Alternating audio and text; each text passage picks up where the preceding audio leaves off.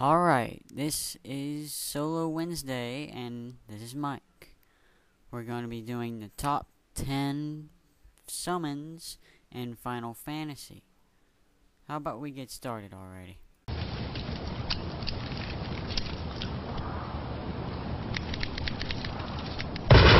You'd know my heart if you knew my place. I will walk straight down as far as I can go.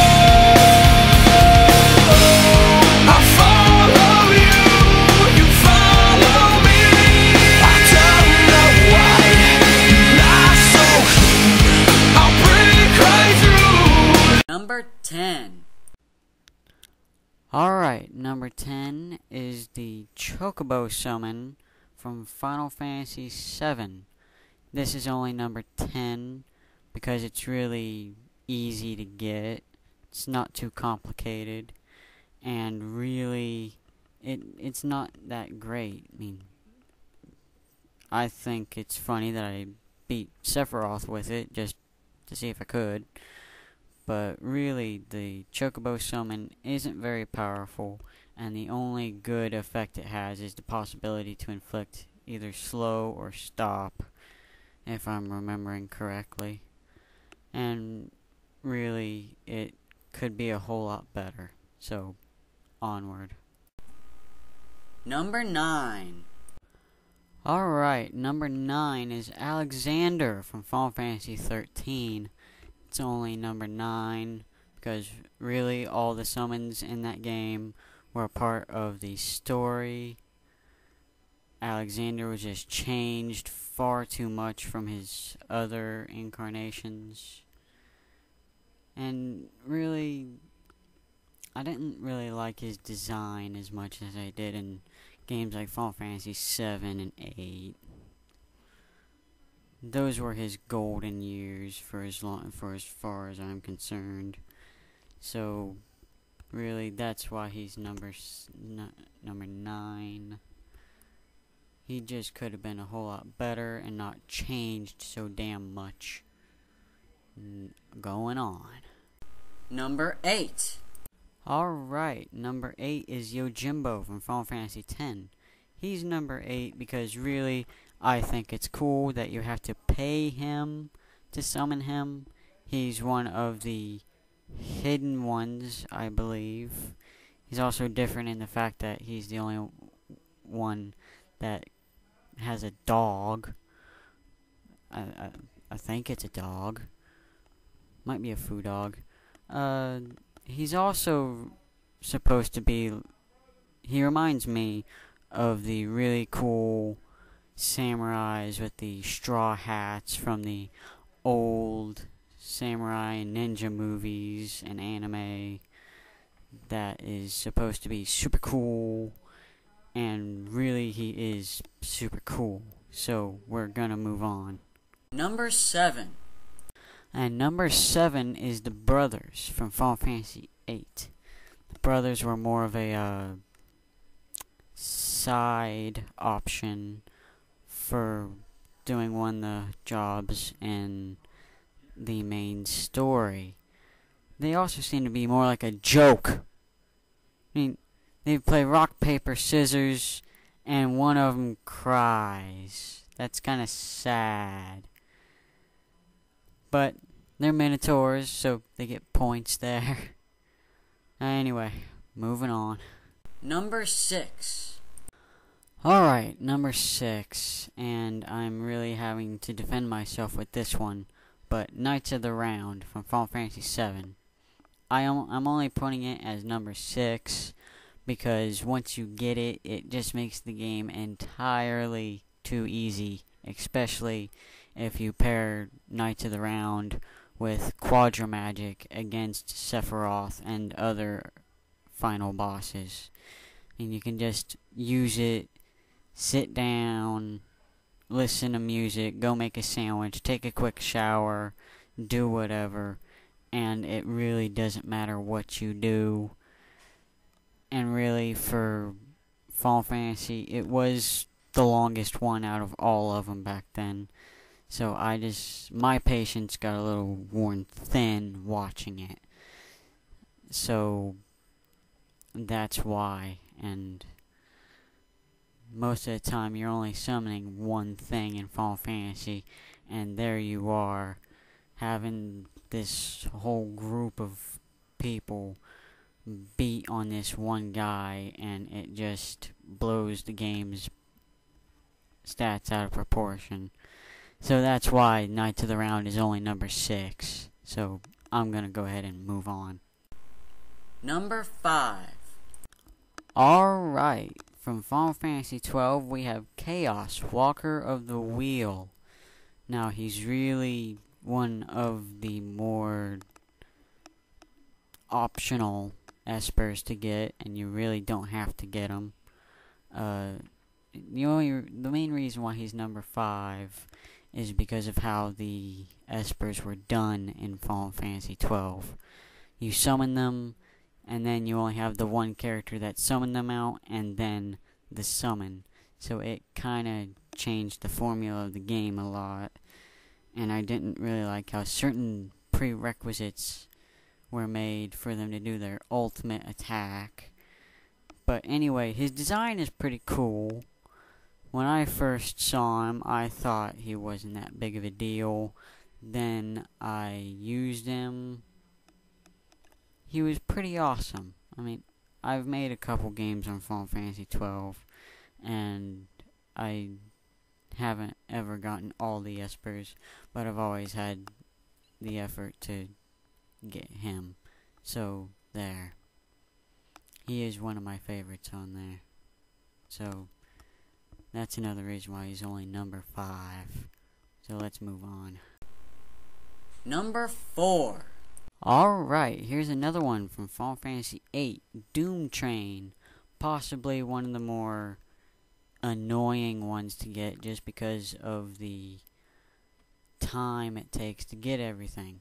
You need to get 6 Mega Elixirs, 6 Steel Pipes, 6 Malboro Tentacles, and then you need to get Solomon's Ring from Pandora's Tears, I think.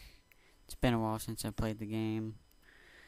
Anyway, he's definitely worth it because not only does he do damage, he will also afflict every status alignment that the opponent is vulnerable to, which makes him very useful against a lot of bosses because he'll inflict silence, blind, poison, vitality 0, which, for those of you who don't know, vitality 0 reduces the opponent's defenses all the way down to the bare minimums, so you will always do maximum amount of damage. It can also inflict confusion and berserk, which is always a fun combination. Always fun. Well, he may be number 4, but there's still 3 more to go that I think are much better. Number 3.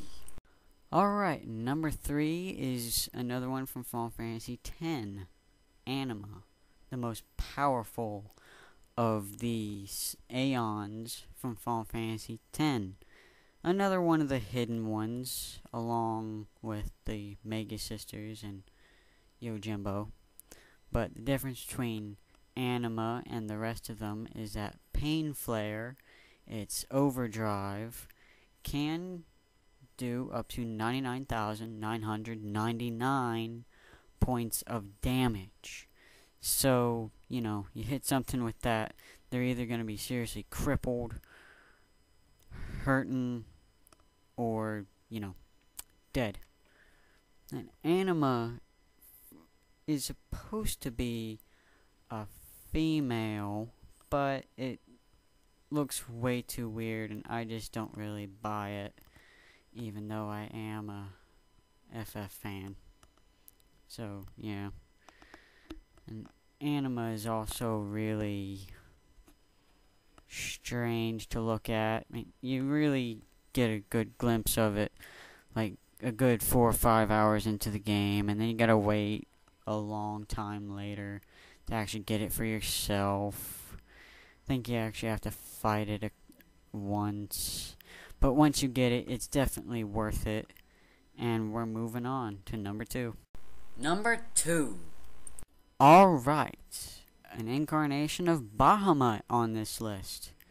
Bahamut Fury from Crisis Core Final Fantasy VII. The exclusive for the PlayStation Portable.